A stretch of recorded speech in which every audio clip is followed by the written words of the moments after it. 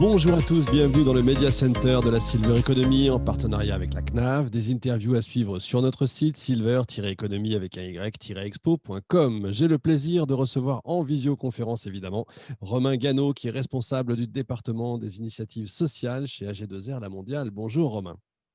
Bonjour Richard. Alors 2020, c'est quoi? C'est l'annus horribilis pour la protection sociale? Non, non, je dirais que c'est l'annus horribilis pour l'ensemble de la société Pour tout le française, quoi. monde. Ouais, c'est vrai, mais il n'y a pas eu de soucis supplémentaires pour vous? Ça veut dire peut-être moins de cotisations ou plus à payer, ça, je ne sais pas. Non, alors évidemment, je pense que les impacts sont vus sur le long terme.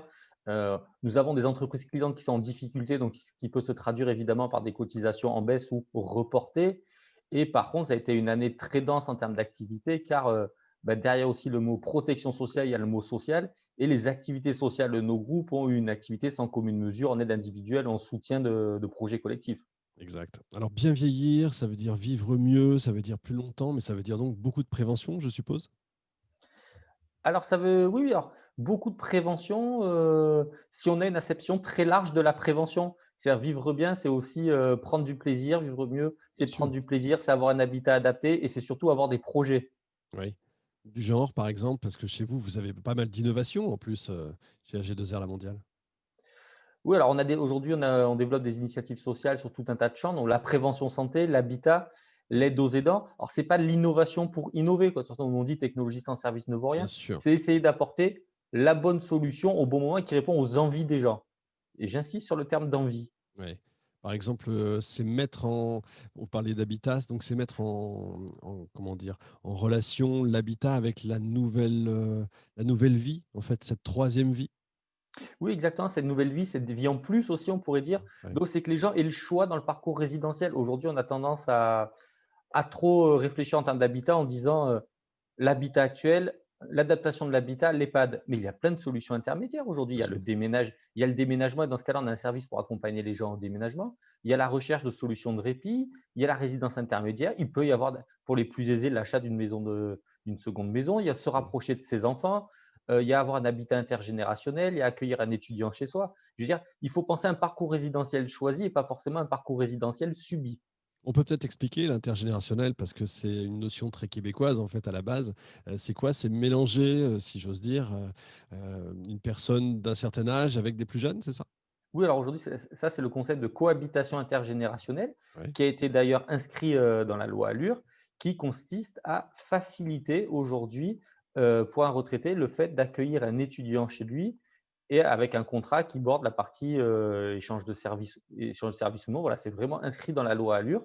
C'est un dispositif qui aujourd'hui se développe doucement. Alors, il y a plusieurs acteurs historiques plus startups qui se mettent dessus. Ça Mmh. se développe doucement, mais ça répond, on va dire, à une brique des envies.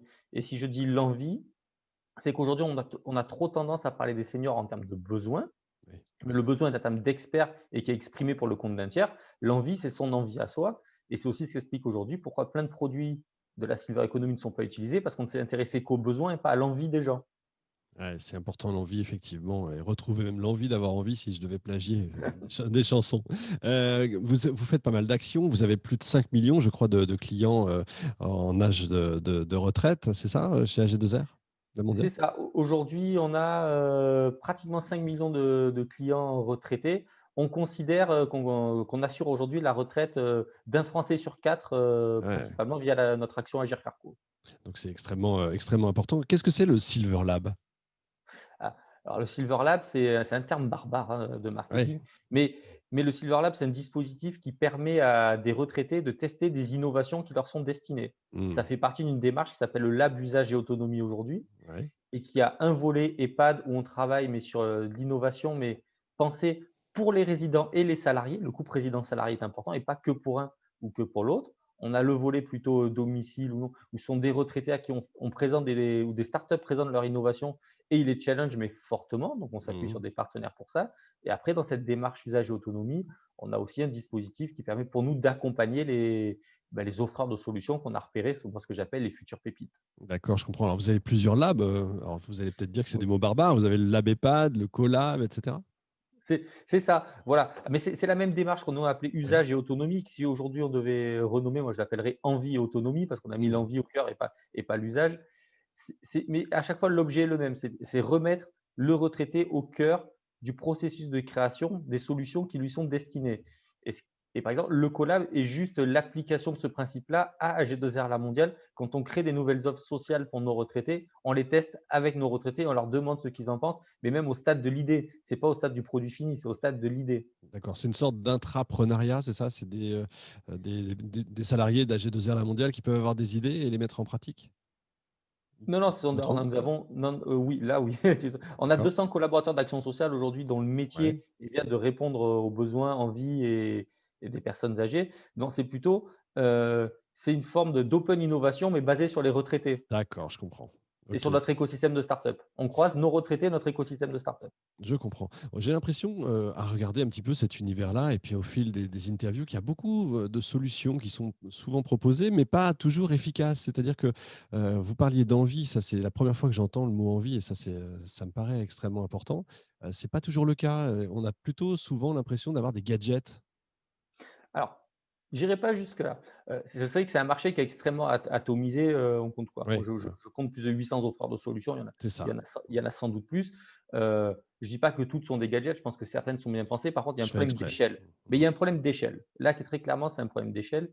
C'est de dire, il y a plein de petites solutions aujourd'hui qui existent, qui peuvent avoir d'intérêt. Il y a très peu de solutions aujourd'hui qui sont passées à l'échelle et quand je parle de passage à l'échelle, je dis qui sont en capacité de servir demain, peut-être 10 000 nouveaux clients. Oui, Il faut le dire comme ça. Et c'est là-dessus que le futur enjeu de la silver economy sera bien là. Il y en a deux, c'est le passage à l'échelle, c'est avoir la taille critique pour distribuer des solutions à la masse. Et le deuxième, c'est celui que je vais appeler la distribution autonome. C'est-à-dire aujourd'hui, ces produits-là sont connus des sachants, des experts. ouais. Demain, il faut qu'ils soient connus de tous. Et quand je parle de distribution autonome, aujourd'hui, un smartphone, c'est distribué. Les gens ont envie de s'acheter un smartphone. Aujourd'hui, les gens n'ont pas envie de s'acheter un produit de la silver economy, Exact. parce qu'ils ne le connaissent pas d'ailleurs. Mmh. Et ceux Est-ce qui fonctionnent, pardon, je t'ai Allez-y, coupé, et allez-y. les produits qui fonctionnent aujourd'hui sont des produits qui ont su aujourd'hui se distribuer, se faire connaître, mais en tout cas qui répondent bien aux envies des gens. Et c'est là-dessus que la crise a été un formidable révélateur là-dessus. On a vu des produits qui sont même rendus gratuits pendant la crise c'était une bonne intention, mais qui n'ont pas trouvé leur marché. Donc, Mmh. ce n'était pas un problème de positionnement de prix, c'est bien un problème, on ne les connaît pas et les gens n'ont pas forcément envie de les utiliser. Et on en a d'autres qui ont continué leur croissance pendant la crise. C'est ça. Bah, le logiciel de visioconférence qu'on utilise actuellement et là en ce moment pour cette Ah oui. interview et on ne donnera pas son nom, mais c'est un des exemples effectivement.